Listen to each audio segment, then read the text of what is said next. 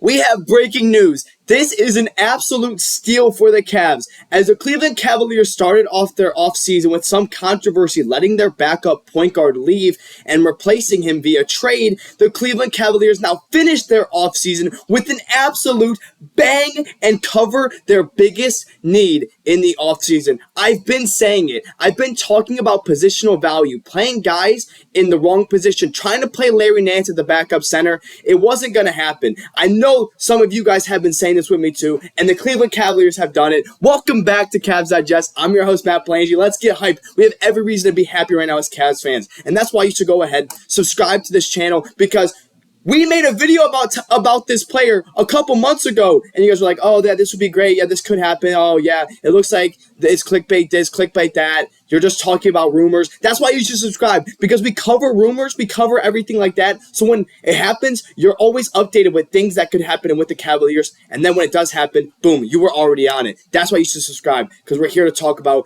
the new signing of the Cavaliers. Mr. Thomas Bryant, the Indiana Pacers backup center last year. Yes, you heard that right. In case you don't know who he is, he was the backup center for the Indiana Pacers last year. That team went to the NBA Finals and lost in 7 games. And Bryant was very productive minutes-wise. He was scoring like 7 points, a couple rebounds. He was very, very good for the Indiana Pacers last year. He appeared in like 50-something games. I'll go over his stats. But now, he's a Cleveland Cavalier. Thomas Bryant is a Cleveland Cavalier. I am so happy when I saw this news, guys. This news happened like 40 minutes ago. This happened less than an hour ago. So you guys are seeing it. You guys are seeing it very, very early. Another reason why you should subscribe to Cavs Digest, so you cannot be one of those 72% people. Be a part of that that 30%, we'll call it. But that's why you should subscribe. Thomas Bryant is a Cleveland Cavalier. So it's a 1-year deal. In case you're wondering, the Cleveland Cavaliers are a second apron team. So all of their signings as of right now, all of their new signings to players that were not currently rostered last year are going to be on vet minimums, which I think is $3-point-some million, I'm pretty sure. So yeah, Thomas Bryant is a vet minimum. Guys, for a vet minimum, this is a steal. The Cleveland Cavaliers robbed the entire NBA. This is a heist. This is a robbery on the entire NBA. But keep watching. I know I'm getting a little hype. We'll start breaking down Thomas Bryant, talk about this deal and how effective it is for the Cavaliers. Again, it's a 1-year deal. I understand that. But that might be the only year that we need him, because I think the Cleveland Cavaliers should be the favorite to win the NBA Finals after this trade. I said it. Boom. I said it there. We'll talk about it. Now let me calm down. Let's talk about Thomas Bryant a little bit.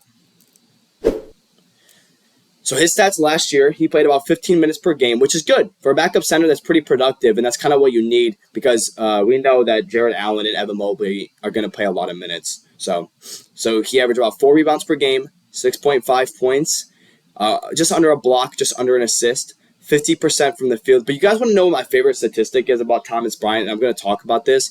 It's the 32% from 3. Why does the 32% from 3 stand out to me? Well, in my honest opinion, 32% from 3 is not great, but it's not bad at the NBA level. You know, it's not bad. But that means he can make 3-pointers, guys. Thomas Bryant can make 3-pointers. I already knew this because I went to Game 5. It was the Cleveland Cavaliers versus Indiana Pacers in Cleveland. I went to that Game 5. It was the Cavs' last game of the season, and I watched this dude Thomas Bryant hit a 3 in the corner, and I was like, Thomas Bryant low-key got a clean jumper. And then I knew he could shoot already. So I follow a lot of basketball, a lot of NBA for years. And I've always known that Bryant can stretch out the floor.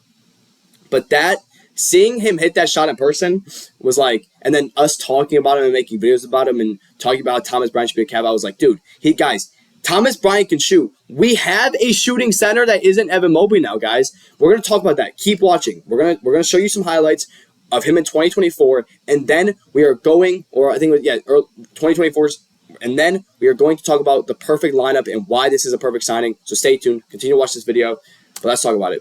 So you get to see Thomas Bryant. This one, he was a Miami Heat. This was the team he played for before the Indiana Pacers. He was here 2023, 2024. And this is highlights from his best game. A lot of this came from garbage time, but you kind of can analyze how he plays. You can see he's good off the screen a lot. He's a really good off-ball center, but he can also stretch the floor, which I like. He's put on what looks like more visual muscle because he looks a little bigger. He looked a little bigger last year than he does in this video with the Pacers, but little putback dunk. He crashes the glass pretty well on the offensive side, and he can shoot. That's the biggest thing, guys, is that he can shoot. So we kind of look at the Cavaliers lineup now. You see the starting lineup, what we think it's going to be. I'm going to cover that probably tomorrow. I think I'm going to cover that, or sometime this week. I'm going to cover the Cleveland Cavaliers starting lineup and the projected lineup. But let's talk about the core four and Max Strus. Let's just kind of talk about what the lineup will be when healthy. It's going to be Darius Garland, Donovan Mitchell, Max Strus, Evan Mobley, Jarrett Allen. The biggest thing that we see problems with is Donovan Mitchell in the playoffs.